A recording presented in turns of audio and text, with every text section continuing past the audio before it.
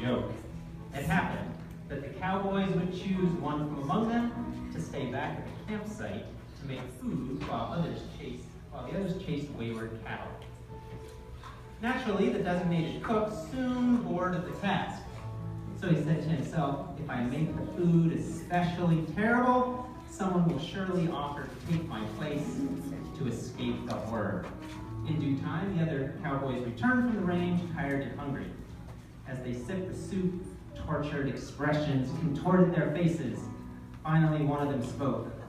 "Ah, this soup is salty, just the way I like it." Okay, so back to the task at hand. Let's talk about sex because kids gotta learn somehow. So they might as well hear our propaganda first. And adults gotta think about it since we usually don't have good words to use to discuss it. In what follows, please recognize that we will be making many inductive statements. That is, we will consider the world around us and within us and speak of what generally, usually, or often happens, not what always happens, or maybe not even what should happen. So where do we start? Literally, sex means division. Think section. That is, we observe that most people, remember the inductive idea, most people fall into two major categories, or sections, or sexes. Not all, but the overwhelming majority. Furthermore, we notice that sometimes new humans show up, and they seem to come out of the section of humanity that is called female in our language. Typically, they appear to share characteristics with the female that they came out of. However, they often also share characteristics with another person, sometimes seen in close proximity to the female. And usually that person belongs to the other section, or sex, that we call male in our language. So it is that the process of reproduction, that is, taking one thing and making it into two, begins with the opposite process of sex, taking two different things, the parents, and making them into one thing, the baby. And that means that information from both the male and the female are required. Generally, a female has information packaging stations, a transit station to receive information and ship babies from, and a baby-making factory situated in between. In fancy semi-official terms, these would be the ovaries, the vagina, and the uterus, and there are many important supporting structures both inside and out. All of these are generally kept in rotation of readiness, vacation time, maintenance, a second shorter vacation, and then back to readiness. Generally, a male has a simpler setup since they don't have to do the building of the baby. So they really only have information packaging stations and a shipping station. In semi-official terms, these are the testicles and the penis. These major structures are located outside the main fatty cavities. In contrast to the female approach, this simpler setup seems to not have a terribly obvious maintenance schedule and does not really go on vacation. Now, biologists like to repeat the maxim that nothing in biology makes sense without an evolutionary perspective. Now, that is not quite as true as its proponents make it out to be, but it is a useful perspective. So, while God has seen fit that his creation be maintained and modified by the so-called natural selection, reproductive success being the primary consideration, it is abundantly clear that he has a sense of humor about the whole thing. Hardcore evolutionists like to make fun of creation folks by pointing out how some bad design choices were made. For example, all vertebrates, from fish all the way to elephants and people, have a blind spot because the optic nerve connects to the front of the retina in their eyes instead of the much more sensible back, like, say, an octopus eye does. But even the more thoughtful evolutionists point out that there's more to life than selfish genes, trying to get themselves reproduced for another generation. While a blind spot is a marginally bad design, it still gets the job done, and hence would seem sensible within an evolutionary context. Besides God's sense of humor, what are we to make of the spectacular failure that is the placement of the human testicles? Recall that these are the machines packing up half of the information so vital to the survival of the species. Unlike the ovaries, which are packing up the other half, and are safely buried in the abdomen, the testicles are flapping in the breeze, tempting fate. In the journal Psychology Today, on February 1, 1997, the thoughtful, non-militant, evolution-accepting computer scientist and musician Jared Lanier pointed out the ridiculousness of the situation by saying it's as if a heavily armored tank were being ridden by a driver in a balloon on the roof. Okay, so if more humans are to be built in the heretofore most common and reasonably robust way, the package of information has to get from the male to the female somehow. Now, it can be done as simply as fish, where they just kind of throw everything in the water close to each other and hope for the best. But God has granted us, and many of his other creatures, a more efficient transfer. While certainly the just hope it splashes in the right place can work for humans, it usually involves taking the male's delivery machine, putting it inside the female's receiving zone, and creating some sort of relative motion, so that the machinery understands that this is a decent time to deliver the information. But just because something could work well in principle does not mean it will happen in practice. Why do people go to all the trouble of finding another person, getting the machinery ready, and going through the contortions to make the transfer? Well, there are many motivations and mechanisms that we see when we look across just the animal kingdom. Fortunately for us, God has blessed us with a situation where, in general, the process is fun. Not for everyone, every time, everywhere, but it is fun enough for enough people, enough of the time, that the human race persists to this day. Now, that simple story leads to simple conclusions. Sex is for making new babies, and dangerous. Thus, they should be taken care of within highly structured and regulated institutions to ensure that they are taken care of, and that they participate in rather than destroy the existing society and power arrangements.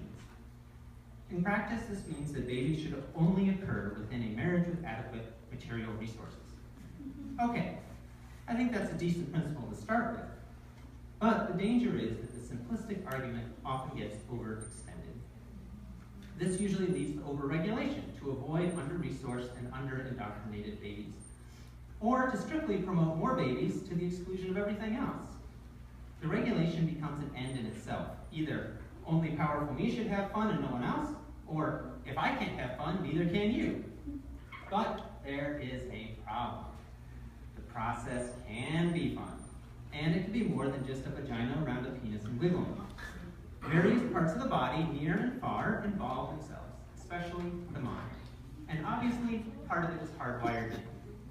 So allow me to relate how I learned about such things as a child. Obviously, it was not in church. And obviously, I think that's a problem. I had no sisters. My mother died when I was 6, so I didn't have any living, breathing models of women or females to relate to. My father is pretty shy about talking about these things, and honestly, so am I. So it was only the simplest overview that I ever heard when I somehow brought it up when I was 9 while driving home from dropping my brothers off at Pathfinders. The actual mechanics of this has to go in there for a while was mysteriously absent from the discussion. I didn't have much access to much in the way of meaningful pictures, but I could read encyclopedia articles, medical textbooks, the HH to HS sections of the library under the Library of Congress system. And even though I had never touched, tasted, smelled, seen, or heard anything but my own male self, merely reading dry clinical descriptions of female anatomy and function elicited mental and physical responses. I also grew up with the internet, meaning that it was a child when I was a child. Naturally, that gradually opened up new sources of information, and misinformation too, I suppose. Still, everything was text-based at that time, so I had little practical understanding, but somehow, some hardwired portions of my brain recognized something and could say, I like this, I don't like that, and the other is only moderately interesting. Obviously, that hardwiring and the fun factor are very helpful in making sure that another generation of humans will follow this one. But this also opens up the possibility for problems. The typical intensity of the related experiences can be highly influential on our behavior and how we allocate our time and resources, sometimes in a detrimental manner. On the other hand, such experiences and sensations can have positive effects. At the individual level, it can be fun and entertaining. You have to do something with your time. It can, false emphasis on can, not will, it can create strong bonds between people that extend beyond the sexual organs. As a very simple example of this, I will tell you about one of my close friends. I have to tell his story because the girls never paid much attention to me, and my friend had both more success with the ladies and fewer inhibitions on his behavioral choices than I did. And it happened that somehow he and his girlfriend broke up and he was having a very rough time. So somehow some of us got the brilliant idea to go camping for the weekend in 2 feet of snow and maybe like 10 degrees. My heartbroken friend borrowed his dad's giant pickup truck and off we went. Clearly we froze and decided to return home immediately Sabbath morning. On the way home, we discussed the collapse of his relationship. He opined that breakups go better when the parties had not been sexually involved, and if we saw a particularly nasty breakup, well, we could have a pretty good idea of what had been going on.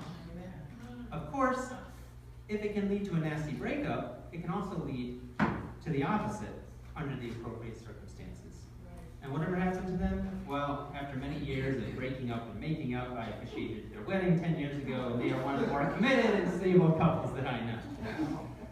So it is that the organs and actions that say were originally intended for the purpose of making babies have expanded into much more and have functions almost completely unrelated to making babies. This is not necessarily a problem, this is a potential blessing. But it must be thoughtfully and carefully managed to ensure the blessing part rather than the problem part dominates. Consider the analogy of a car. Children learn about cars very early in our culture. By about age 6, they can tell you most of the important traffic laws. By age 7, they can probably navigate to church, school, and the grocery store. And if they are like my oldest kid, they can parallel park a motorized ride-on toy at age 4. So, when do we hand over the keys?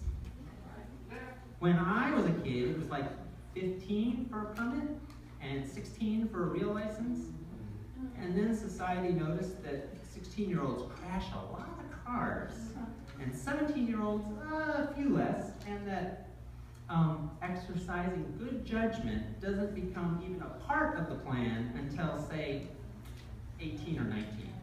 So now we have graduated licensing, where you get your legal privileges a little bit at a time. When driving a car, you not only have to make wise decisions yourself, you have to avoid putting yourself in a position where someone else's poor decision can hurt you. Yes, they should obey the law and stay in their lane, but you should be ready for them not to. That also means you don't go swerving into other people's lanes. For example, no means no, and yes means yes. You should be very sure and mind-numbingly specific in making sure that everyone involved knows what is going on and is fine with it.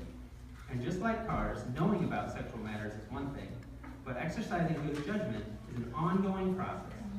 And mistakes will probably get made along the way, but we need to, by God's grace, make those mistakes as few and minor as possible, preferably avoiding them entirely. What guidelines should we have then?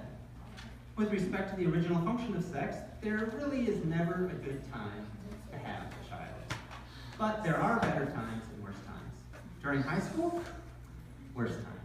Married to a woman with a solid career? Better. Married to a mean slob? Worse. Thus, try to avoid getting pregnant, getting someone pregnant, or getting pregnant yourself until you are in a decent situation to take care of a child. At the bare minimum, we in the church usually interpret this as being in a long-term, committed relationship recognized by both the spiritual and temporal authorities. That is, being married and being sexually involved only with your marital partner. At this very moment, there is not time for specifics, but you should be aware that there are ways and means of altering the likelihood of pregnancy. And you, boys and girls, single and involved, and looking at all of us here, you should be familiar with them, their mechanisms, their strengths and their weaknesses, and their implications. Second, do not do anything that will give you or someone else a disease. This is right up there with don't touch the hot stove and don't eat the yellow snow as things that every parent should teach their children. While this second point seems self-evident, the first one crumbles to dust when babies are taken out of the picture. Postmenopausal women, those who are attracted to the same sex, sterile people, and all those fun activities that do not involve the transfer of male information package to female receiving zone. God has granted that these situations exist, along with the capacity and even the desire to experience sexual joy. So how do we determine which behaviors are acceptable within which levels of formality and structured institutions? As noted earlier, there is a no-fun school of thought that dismisses all that. However, we can in turn dismiss that as impractical and destructive, since it would forego all the blessings that can come to the individual participants and the joint production of joy, bonding, and commitment. Instead, we could construct a hierarchy working backward from the reproductive organs to the sensitive organs located nearby and neurologically entangled, and then back to the more distant but still pleasant parts of the body, and say something like, the farther from the baby-making machines you get, the less you need to worry about formality, commitment, and guilt. And that could be useful, but setting the line of demarcation between righteousness and iniquity is virtually impossible. Even defining the actions themselves is nearly impossible. Does it count as real sex if my elbow is less than 7 but more than 3 centimeters from her ankle? I mean, it's not easy. We can likely provide examples of clearly wrong behaviors, but there are few, perhaps no examples of clearly acceptable ones. That, I suppose, is a major reason for the popularity, in theory, not in practice, for the popularity of the no-fun school of thought. And so it is that we come back to the non-answer of exercising good judgment. Each of us is different, with different circumstances, strengths, weaknesses, and abilities to hear and follow the advice of the Holy Spirit. We have to look at the slope and assess how steep it is and how slippery it is. We have to ask ourselves, what is the point of the potential sexual behavior, and what are the consequences, both good and bad? What would those be? Then we have to weigh whether it seems more like the abundant life offered by God, or the trap, pit, and destruction offered by the evil one. Again, would the action or activity place us in a glorious situation or a dangerous situation? Are the other potential participants ready, willing, and able to come to agreement with the same conclusion? Has that agreement been clearly stated and confirmed by all parties? Unless these conditions are met, we should not take part in the candidate action. Remember, sexual activity is uniquely powerful and personal, and like many less consequential things, it is largely irreversible. Our bodies and sexualities are valuable things, and the media make that abundantly clear. So, we should try to preserve and enhance the value rather than sell out at the first opportunity. If we do sell out, it should be as late as possible, or as high of a price as possible. But even better would be to retain it for our own use and to share it with someone we love. This is indeed a delicate balancing act, and you cannot learn it all from a book, or by listening to an ignorant, opinionated buffoon wax eloquent from the pulpit at church. But we can approach the issue with a proper frame of mind and request guidance of the Holy Spirit. For just as there is a wrong frame of mind, there is also a right frame of mind. As the Apostle Paul tells us in Titus 1:15, to the pure, all things are pure, but to those who are defiled and unbelieving, nothing is pure. Let us strive to work out with God's guidance what is pure for our lives and what the appropriate sexual choices are at each stage of our lives. Amen.